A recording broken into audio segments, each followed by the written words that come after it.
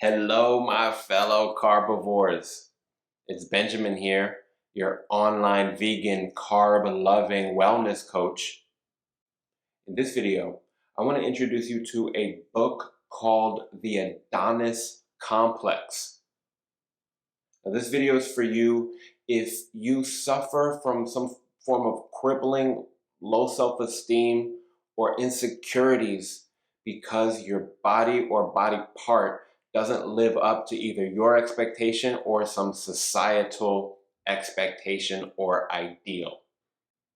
If you watch this video all the way through to the end, I'm going to share with you several distinct strategies that I've used personally and others have used to overcome some of this emotional distress associated with body shaming, body dysmorphia, and body image disorders. But first, please like this video and leave a comment because I love hearing from you. And go ahead and please subscribe to my channel. Turn on those notifications so you know when my next video is going to drop. All right, let's get into it. The Adonis Complex is a book originally published in 2000 by the psychiatrist Harrison Pope. This book explores body dysmorphia. That's a form of obsessive compulsion or anxiety that many men face, specifically around going bald, the size of their penis, or what I relate to most, not having enough muscles or not having the body that we want.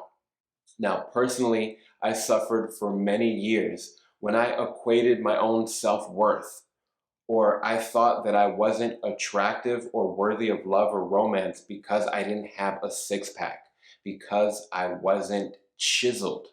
The book sheds light on one possible reason why men have developed such a complex, and that is the media portrayal of the male body image in the last several decades. The male body image has morphed from a natural organic musculature to a hyper-muscularized, steroid-induced, ultra-chiseled version of the male body. This book highlights a myriad of different conditions and outcomes that can result when men suffer from this form of body image disorder. For example, steroid use, eating disorders, social isolation, extreme depression, or alcohol and substance abuse issues. I came across this book on my journey to understand more about my own personal disordered eating, binge eating tendencies, and my internalized fat shame, or the lack of self-esteem or lack of self-acceptance I had for my own body.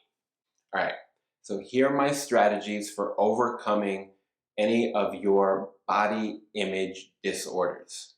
Number one, go vegan. Now, when you go vegan, you are taking a strong stance for your own ethical and moral values and the implications that your actions take in the world. So that's a new level of responsibility, a new sense of commitment for yourself, the animals, and the planet is going to bring about a significant amount of self-confidence and self-esteem. In addition, focusing on a whole food, plant-based diet is going to give you all the satisfaction, all the satiation, and all the nutrition that you need. So you don't have to worry so much about dieting, counting calories, or going hungry. You can feel rest assured knowing that you're giving your body the optimum food it needs to live a long and healthy life. Number two, seek out some forms of therapy that can address the stored trauma or these stored beliefs that we've been holding on to for years about feeling not good enough, or this stress or distress that we have been holding on to and internalized for so many years regarding our body and body image. So there's many forms of therapy. I like a modality called emotional freedom technique, or also known as tapping, but there's cognitive behavioral therapy and other forms of psychosomatic or expressive arts therapy that are great for unlearning or rewiring some of these unconscious stress and trauma response patterns that are keeping us in these states. Number 3, we must retrain ourselves to see our value as innate. It's inherent. We are automatically worthy of love and deserving of the life that we want, irregardless of how our body looks or doesn't look. We must remember that the relationships that we want in our lives are reflections of who we are, the ways that we behave, the values that we hold, not the bodies that we inhabit. Number 4, self-acceptance and self-love are a practice. They take cultivation just like any other skill or quality worth having. So if you don't already have some form of active self-love practice, such as affirmations, such as journaling, such as meditation, I highly recommend that you begin one. Number 5, find somebody to talk to. A lot of these issues that men face are compounded by the social stigmas of not being able to talk about our feelings, or the shame and guilt we feel about being vulnerable or being perceived as weak. So reach out to a friend, find a meetup. One of my favorite resources is called Peer Collective.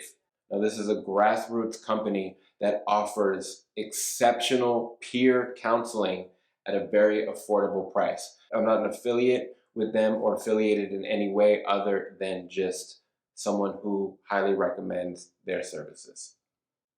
Number 6, find a strength training and exercise routine that you really enjoy.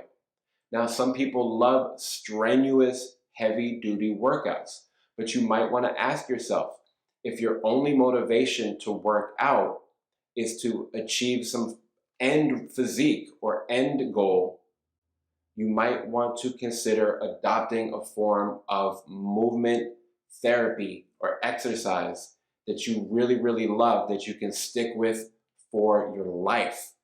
That's going to enhance your quality of life and make sure that you live long and healthy. Thank you for joining me on this video. As always, I will post links to all the resources that I referenced below in the video descriptions, and I'll see you on the next video.